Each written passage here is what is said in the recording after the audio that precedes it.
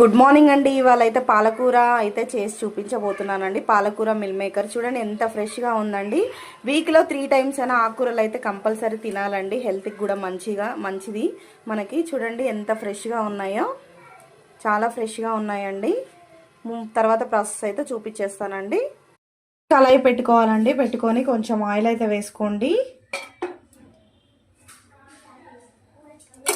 కొంచెం జీలకర్ర వేసుకోండి, 1 టీ స్పూను. కొన్ని ఆవాలు వేసుకోండి. పచ్చిమిర్చి వేసుకోండి. ముందుగా కట్ చేసి పెట్టుకున్న ఆనియన్స్ వేసుకోండి.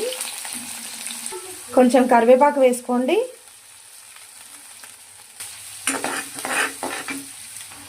ఆనియన్స్ అయితే గోల్డెన్ కలర్కి వచ్చాయండి. ఇంకా అల్లం పేస్ట్ అయితే వేసేసుకుందాము. చిటికెడు పసుపు వేసుకోండి.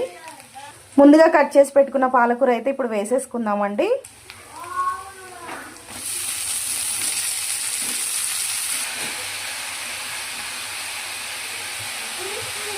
ఒక బౌల్లో వాటర్ పెట్టేసుకొని మిల్ మేకర్ అయితే వేసుకోవాలండి. ఒక పొంగు రాగానే తీసేయాలి మిల్ మేకర్ అయితే. ఒక పొంగు రాగానే స్టవ్ ఆఫ్ చేసేసి ఇంకా వాటర్ వంచేసుకొని పక్కన పెట్టేసుకోండి. రుచికి సరిపడినంత సాల్ట్ అయితే వేసుకోండి.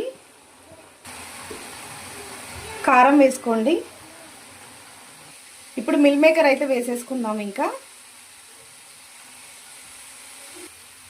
చూడండి ఈ విధంగా అంతా కలుపుకోవాలి. కొన్ని వాటర్ అయితే వేసుకోవాలండి. ముక్క కొంచెం మునిగేటట్టు అయితే కొన్ని వాటర్ అయితే వేసేసుకుందాము.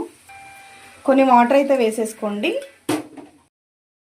వేసుకోండి కొబ్బరి పొడి అయితే నేను అన్ని కర్రీస్లో యూజ్ చేస్తానండి. హెల్త్ కూడా చాలా మంచిది కొబ్బరి పొడి. చాలామంది తెలియని వాళ్ళు అయితే కొబ్బరి పొడి యూజ్ చేయొద్దు అని అనుకుంటారు. చాలా మంచిది.